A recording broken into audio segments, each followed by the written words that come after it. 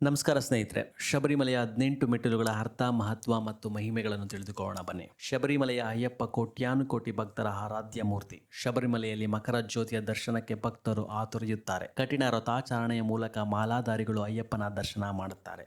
ಅಯ್ಯಪ್ಪ ದರ್ಶನಕ್ಕೆ ಹೋಗಬೇಕಾದ 18 ಮೆಟ್ಟಿಲುಗಳಿಗೂ ಅದರದ್ದೇ ಆದ ಮಹತ್ವ ಕೂಡ ಇದೆ. ದಕ್ಷಿಣ ಭಾರತದ ಪ್ರಮುಖ ಧಾರ್ಮಿಕ ಕ್ಷೇತ್ರಗಳಲ್ಲಿ ಶಬರಿಮಲೆ ಕೂಡ ಒಂದು. ಕೋಟ್ಯಾನುಕೋಟಿ ಭಕ್ತರ ಆರಾಧ್ಯ ಮೂರ್ತಿ ಪಂದಳಕಂದ ಅಯ್ಯಪ್ಪ. ಶಬರಿಮಲೆಯ ದರ್ಶನದಿಂದ ಅದೆಷ್ಟೋ ಭಕ್ತರ ಮನಸ್ಸಿಗೆ ನೆಮ್ಮದಿ ಕಾಣುತ್ತಾರೆ. ಬೆಳಗುವ ಮಕರ ಜ್ಯೋತಿಯ ದರ್ಶನ ಕೂಡ ಎಲ್ಲರನ್ನೂ ಪುನೀತಗೊಳಿಸುವ ಕ್ಷಣ. ಕಠಿಣ ವ್ರತಾಚರಣೆಯ ಮೂಲಕ ಏಕಚಿತ್ತದಿಂದ ಅಯ್ಯಪ್ಪನನ್ನು ಧ್ಯಾನಿಸಿ ಇರುಮುಡಿಯನ್ನು ಹೊತ್ತು ಭಕ್ತರು ದೇವರ ದರ್ಶನಕ್ಕೆ ತೆರಳುತ್ತಾರೆ. ಸ್ವಾಮಿ ಅಯ್ಯಪ್ಪನ ದರ್ಶನ ಪಡೆಯುತ್ತಾರೆ.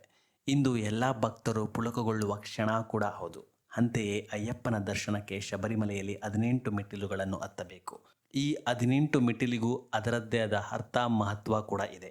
ಅದೇನು ಅಂತ ನಮ್ಮ ಮುಂದಿನ ವಿಡಿಯೋದಲ್ಲಿ ತಿಳ್ಕೊಳ್ಳೋಣ ಬನ್ನಿ. ಅಯ್ಯಪ್ಪ ಸ್ವಾಮಿಯ ದರ್ಶನದ ಕ್ಷಣವೇ ಸುಂದರ.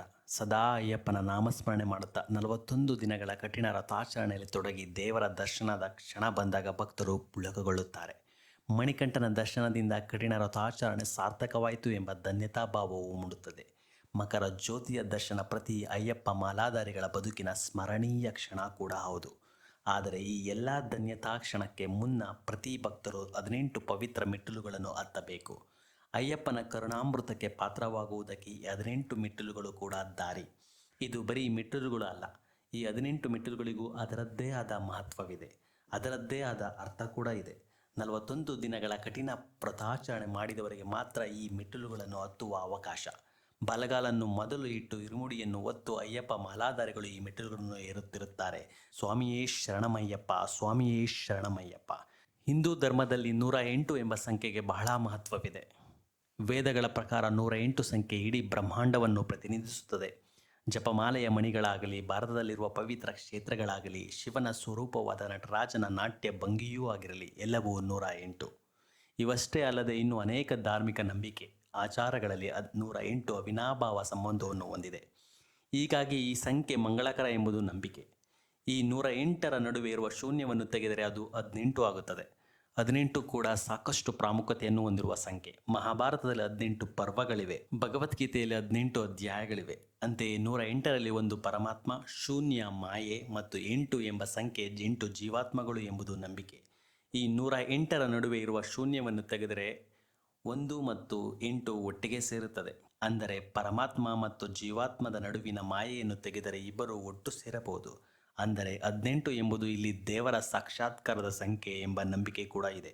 ಮೊದಲ 5 ಮೆಟ್ಟಿಲುಗಳನ್ನು ಪಂಚೇಂದ್ರಿಯಗಳ ಸಂಕೇತ ಎಂದು ನಂಬಲಾಗಿದೆ. ಎಂದರೆ ಕಣ್ಣು, ಕಿವಿ, ಮೂಗು, ನಾಲಿಗೆ ಮತ್ತು ಸ್ಪರ್ಶ. ಈ 5 ಸಂಕೇತಗಳೇ ಮೊದಲ 5 ಹಂತಗಳು. ಅಂದರೆ ಕಣ್ಣು ಯಾವತ್ತೂ ಒಳ್ಳೆಯದನ್ನೇ ನೋಡಬೇಕು, ಕಿವಿ ಯಾವತ್ತೂ ಉತ್ತಮವಾದದ್ದನ್ನೇ ಕೇಳಬೇಕು, ಮೂಗು ತಾಜಾ ಗಾಳಿಯನ್ನು ಮತ್ತು ದೇವರಿಗೆ ಅರ್ಪಿಸಿದ ಹೂಗಳ ಸುವಾಸನೆಯನ್ನೇ ಸೇವಿಸಬೇಕು, ನಾಲಿಗೆ ಒಳ್ಳೆಯ ಮಾತುಗಳನ್ನು ಆಡಬೇಕು ಮತ್ತು ಜಪಮಾಲೆಯ ಸ್ಪರ್ಶದೊಂದಿಗೆ ಎಲ್ಲರೂ ದೇವರ ದರ್ಶನದಲ್ಲಿ ತೊಡಗಿಕೊಳ್ಳಬೇಕು ಎಂಬ ರೀತಿ ಈ 5 ಮೆಟ್ಟಿಲುಗಳನ್ನು ವ್ಯಾಖ್ಯಾನಿಸಲಾಗಿದೆ. ಅಂದರೆ ಎಲ್ಲರ ಬದುಕು ಕೂಡ ಸದ್ವಿಚಾರದಲ್ಲಿ ತುಂಬಿರಬೇಕು ಎಂಬುದನ್ನು ಈ ಮೆಟ್ಟಿಲುಗಳ ಅರ್ಥ. ಅಂದರೆ ಎಲ್ಲರ ಬದುಕು ಕೂಡ ಸದ್ವಿಚಾರದಲ್ಲಿ ತುಂಬಿರಬೇಕು ಎಂಬುದನ್ನು ಈ ಮೆಟ್ಟಿಲುಗಳ ಅರ್ಥ. ಹೀಗೆ ಪಂಚೇಂದ್ರಿಯಗಳನ್ನು ಪ್ರತಿನಿಧಿಸುವ 5 ಮೆಟ್ಟಿಲುಗಳನ್ನು ದಾಟಿದ ಬಳಿಕ ಸಿಗುವ 8 ಮೆಟ್ಟಿಲುಗಳು ಅಷ್ಟರಾಗಗಳ ಸಂಕೇತ. ಅಂದರೆ ಕಾಮ, ಕ್ರೋಧ, ಲೋಭ, ಮೋಹ, ಮದ, ಮಾತ್ಸರ್ಯ, ಹೆಗ್ಗಳಿಕೆ, ಅಸೂಯೆಗಳ ಸೂಚಕ. ಮುಂದಿನ 3 ಮೆಟ್ಟಿಲುಗಳು ಸತ್ವ ಎಂದರೆ ಒಳ್ಳೆಯತನ, ರಜಸ್ ಮತ್ತು ತಮಸ್ ಎಂಬ 3 ಮಾನವ ಗುಣಗಳ ಸಂಕೇತ. ಈ 16 ಮೆಟ್ಟಿಲುಗಳ ಬಳಿಕ ಕೊನೆಯ 2 ಹಂತಗಳು ವಿದ್ಯೆ ಮತ್ತು ಅಜ್ಞಾನವನ್ನು ಪ್ರತಿನಿಧಿಸುತ್ತದೆ. ಪಂಚಲೋಹಗಳಿಂದ ಈ ಮೆಟ್ಟಿಲನ್ನು ನಿರ್ಮಿಸಲಾಗಿದೆ. ಈ ಒಂದೊಂದು ಮೆಟ್ಟಿಲನ್ನು ಏರುವಾಗಲೂ ಅಯ್ಯಪ್ಪ ಮಾಲಾಧಾರಿಗಳು ದೇವರ ನಾಮಸ್ಮರಣೆ ಮಾಡುತ್ತಾರೆ. ಏಕಚಿತ್ತದಿಂದ ಪಂದಳಕಂದನನ್ನು ಧ್ಯಾನಿಸುತ್ತಾರೆ.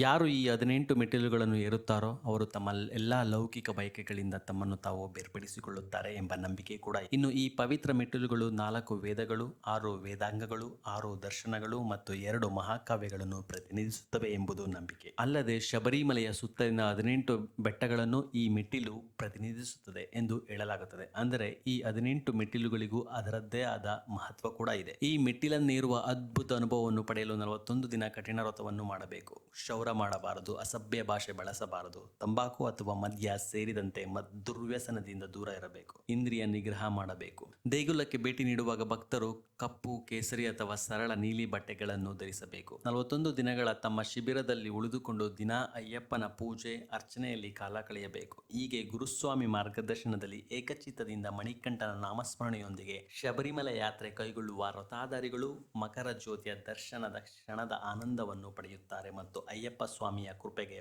ಪಾತ್ರರಾಗುತ್ತಾರೆ. ಸ್ವಾಮಿಯೇ ಶರಣಮಯ್ಯಪ್ಪ. ಈ ವಿಡಿಯೋ ನಿಮಗೆ ಇಷ್ಟವಾದಲ್ಲಿ ಅಯ್ಯಪ್ಪ ಸ್ವಾಮಿ ಭಕ್ತರಿಗೆ ಶೇರ್ ಮಾಡಿ ಮತ್ತು ನಮ್ಮ ಚಾನಲ್ಗೆ ಸಬ್ಸ್ಕ್ರೈಬ್ ಮಾಡಿ. ಮುಂದಿನ ವಿಡಿಯೋದಲ್ಲಿ ಸಿಗೋಣ. ನಮಸ್ಕಾರ.